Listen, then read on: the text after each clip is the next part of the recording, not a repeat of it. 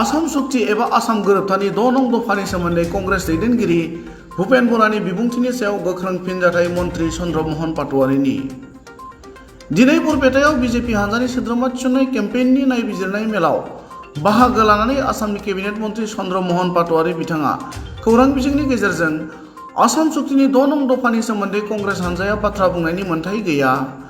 6 नं दफानि सोमोन्दै कंग्रेसनि दैदेनगिरि भुपेन बराया जाय बाथ्राफोरखौ बुंबोबाय थादों बेयो सैथो नङा। बिजिरगिरि बिप्लब शर्मा आय'गआ होनाय फोरमायबिदांनि जोहै गासै दफाफोरखौ फारियै मावफुंलांनो जोंनि सरकारनि केबिनेटआ थिरांथा लादों। आसाम सुक्ति एबा आसाम गोरोबथानि 6 नं दफानि सोमोन्दै आसु एबा गणसंग्राम समितिया माबा मोनसे बाथ्रा बुंनो हायो, नाथाय कंग्रेस हानजाया बुंनायनि जेबो जाहोन थाया।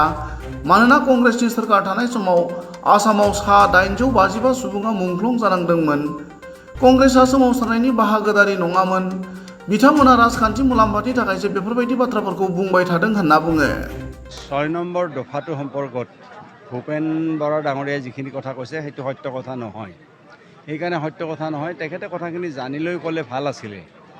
আপোনালোকে জানে যে 6 নম্বৰ দফাটো সম্পৰ্কত আমি জাষ্টিছ বিপ্লৱ শৰ্মাক দি এখন কমিশ্যন কৰি দিছিলোঁ, আপোনালোকে জানে। আৰু জাষ্টিছ বিপ্লৱ শৰ্মাই যিকেইটা ৰিকমেণ্ডেশ্যন দিছে, গতিকে আমাৰ এই লাষ্ট কেবিনেট নহয়, তাৰ আগৰ কেবিনেটখনত সেইটো বিস্তৃতভাৱে প্ৰতিটো দফা আলোচনা কৰা হৈছে।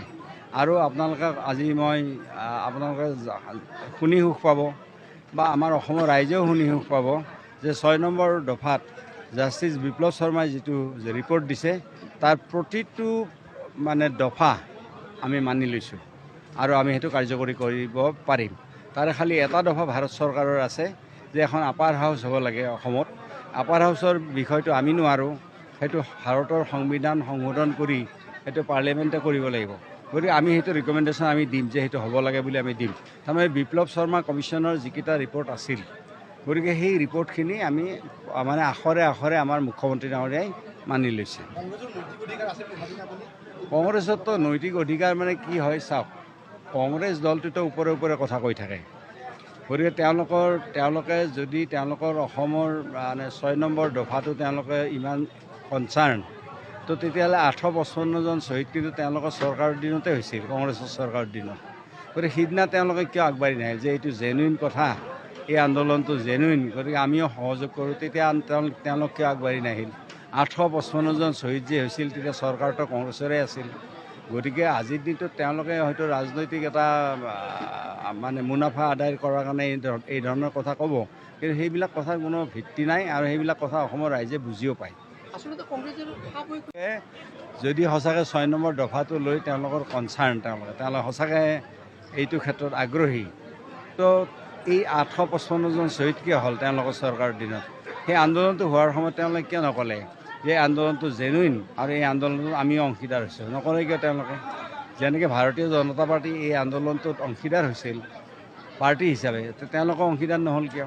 তেওঁলোকে অংশীদাৰ হ'লে আজি তেওঁলোকৰ কোৱাৰ অধিকাৰ থাকিল হয়। কিয় অধিকাৰ থাকিল? আজি সদৌ অসম ছাত্ৰ সন্থা বা গণসংগ্ৰাম পৰিষদ, এই যিবিলাক দুটা সংগঠনে নেতৃত্ব দিছিল, তেওঁলোকে কিবা এটা কথা ক'লে তাৰ যুক্তি থাকিব পাৰে, কিন্তু বাকী এতিয়া কংগ্ৰেছে ক'লেতো এই কথাটো যুক্তি কেতিয়াও নাথাকে। আৰু চবতকৈ ডাঙৰ কথা হ'ল যে যিখন বিপ্লৱ শৰ্মাৰ কমিশ্যন, সেইখন সকলোৱে মানি লৈছে আৰু তাৰে প্ৰতিটো শব্দ এই লাষ্ট কেবিনেট নহয়, ইয়াৰ আগৰ কেবিনেটত মুখ্যমন্ত্ৰী ডাঙৰীয়াই আখৰে আখৰে মানি লৈছে। এক্সেপ্ট ওৱান, সেইটো হ'ল আমাৰ আপাৰ হাউচ। আপাৰ হাউচটো দিল্লীয়ে কৰিব লাগিব আৰু সেইটোৰো ৰিকমেণ্ডেশ্যন মুখ্যমন্ত্ৰী ডাঙৰীয়াই দিম বুলি কৈছে। গতিকে মই ভাবোঁ যে এইটোৱে অসমৰ এটা ৰক্ষা কৱচ হ'ব এইখিনি কথা।